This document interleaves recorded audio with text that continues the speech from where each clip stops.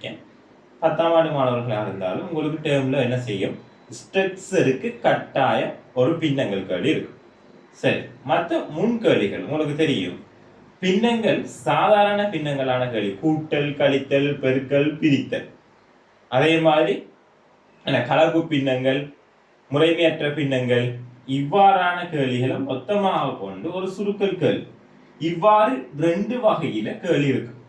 பின்னங்களை நாம 2 ரூட்டாக பிரிக்கலாம். ஒன்று என்ன, வலிமையான அட்சரகணித கூட்டல், கழித்தல், பெருக்கல், பிரித்தல். அதே மாதிரி அதுவும் அட்சரகணித கூட்டல் தான். வசன அமைப்பிலான கேள்விகள்.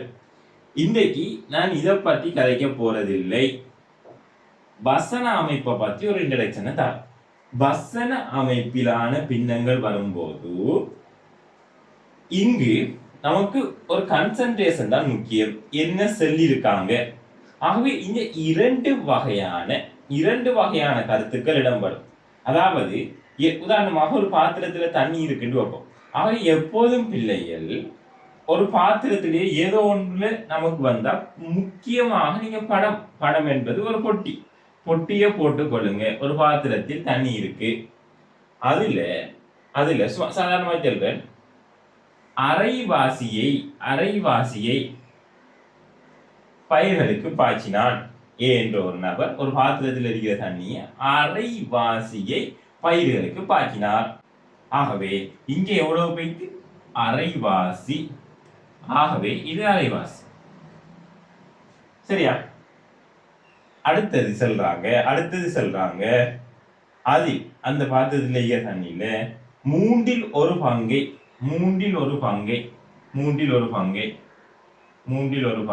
ஆகவே இதுவும் உள்ளுக்கு மூன்றில் ஒரு பங்கை இன்னும் ஒரு சேவைக்கு, அதாவது வீடு கழுவ யூஸ் பண்ணாங்க. மீதி 2 லிட்டர் எஞ்சியதாயின் பாத்திரத்தில் உள்ள மொத்த தண்ணி எவ்வளவு? அப்ப இப்படி கேள்வி வரப்போல நீங்க என்ன செய்வீங்க, ஒன்று, அதாவது மொத்த பங்கு ஒன்று, பின்னங்கள்ல மொத்த பங்கு ஒன்று.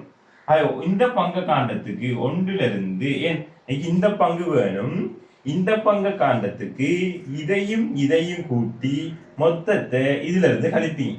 ஆகவே இதையும் கூட்டினால் நமக்கு வரப்போறது 1/3 பிளஸ் 1/2 1/3. ஆக இதை எப்படி கூட்டுவோம்? நாம சாதாரண பின்ன வடிவம் 3 2 3க்கும் 2க்கும் போமசி 2 6 6 வாரண்டா 3க்கு என்ன செய்யணும்? 2ஆல பெருக்கணும்.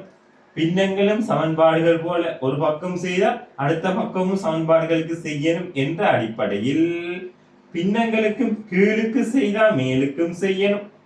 ஆகவே 3 6 2ஆல பெருக்குவோம், மேலுக்கும் 2ஆல பெருக்குவோம் 2 2 6 3ஆல பெருக்குவோம், ஆகவே மேலுக்கும் 3ஆல பெருக்குவோம் 3 5/6.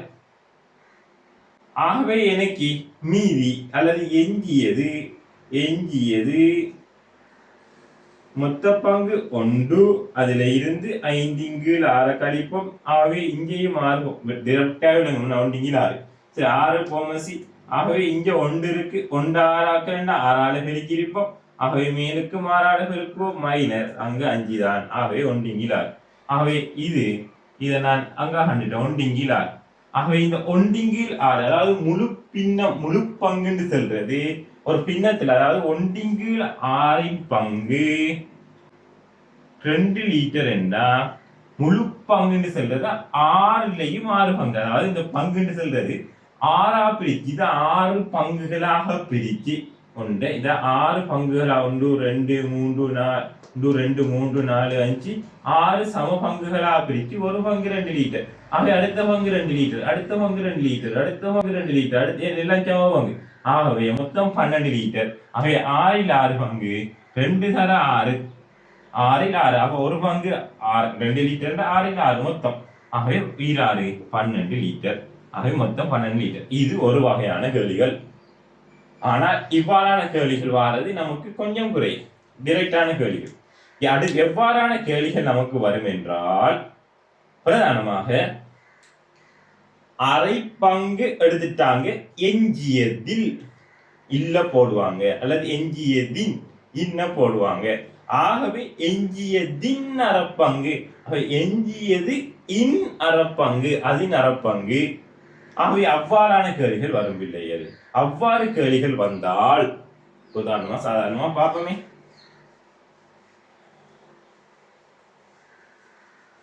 இதை அழிக்கிறேன். சரி, அப்ப இங்க பாருங்க, இதுனா முதலாவது டைப். அதாவது இவ்வாறான டைப்ல கேள்வி வரலாம். இது முதலாவது டைப் சாதாரணமா. சரி, நான் அடுத்த டைப்பா சொல்றேன். இன்னும் ஒரு டைப், அதாவது முறை அல்ல, வகை 2 இவ்வாறான டைப். சின்ன ஒரு கேள்வியை சொல்றேன் நேரத்தை கருதி. ஒரு பாத்திரத்துல தண்ணி இருக்கு, இங்கே வச்சுக்கோமே. ஒரு பாத்திரத்துல தண்ணி இருக்கு, அதில் அரைவாசிய பயிர்களுக்கு ஊத்துறாரு, அதுல எந்த பிரச்சனையும் இல்லை. இப்ப சொல்றாங்க எஞ்சியதின் மூன்றில் ஒன்றை. அப்ப எஞ்சியதின் மூன்றில் ஒன்றுண்டா இதான் இப்ப எனக்கு எஞ்சியது. ஆகவே நாம் முதலாவது எஞ்சியது எவ்வளவு ஒன்று காணணும். எஞ்சியது இங்க அரைவாசின்னு சொல்ல போல, அரை ஒன்று அரை மொத்தம் ஒரு பங்கு, ஏன் ஒரு பங்கு, 2 என்ன அரை அரை அப்படியா, 2 என்ன மொத்தம் முழுசி ஒரு பங்கு. ஒரு பங்குல அரைவாசி போனா இது நாம டிரெக்டாவே அரண்டு சொல்லலாம். போமசி என்ன 2, அங்கால 2ல இருந்து 1 கழிச்சா. இப்ப எஞ்சியதின் இந்த எஞ்சியதுல அப்ப எஞ்சியது எவ்வளோ, அவ இது எஞ்சியதின் வீட்டு தேவைகளுக்காக பயன்படுத்துறது எவ்வளோ, எஞ்சியது இன்னொன்றில் மூன்றில் ஒன்று. ஆகவே படத்தை இப்படி போட்டு, அப்ப அங்க 1/3 டிரெக்டா போட்டோம், இங்க எஞ்சியதுல மூன்றில் ஒன்று. ஆகவே வேறு தேவைகளுக்காக பயன்படுத்தியது, வேறு தேவை இல்ல வீட்டு தேவைகள், வீட்டு தேவைகளுக்காக பயன்படுத்தியது எஞ்சியதின் மூன்றில் ஒன்று. ஆகவே 2 3 6 1. ஆகவே இவ்வளவு 6ல் 1. ஆகவே எஞ்சியது, இப்ப எஞ்சியது 2 லிட்டர் என்று வந்தால் இப்ப வித்தியாசம் என்ன? இப்ப அதே தான், அதாவது இது 2ஐயும் கூட்டி, இந்த 1/3 கூட்டல், இது 2ஐயும் கூட்டி 1லிருந்து கழித்தால் 2 லிட்டர். ஆகவே அங்கால நமக்கு என்ன, இது 2ஐயும் கூட்டுங்க, அதாவது எஞ்சியது இங்க எஞ்சியது இல்லாட்டி இது 2ஐயும் கூட்டினா 1/6 + 1/2, அதாவது இதுக்கு பயன்படுத்தியதும் நான் வெளியில ஊத்தியதும் 2யும் பசனத்தை போட்டு 6 தான் போமசி. 6 இங்க 3. ஆகவே 1 + எத்தனை 3 3 4/3, 4/6 சுருக்குனா 2/3. ஆகவே இவ்வளவும் 2/3. அவ 3ல் 2 பங்கு தான்.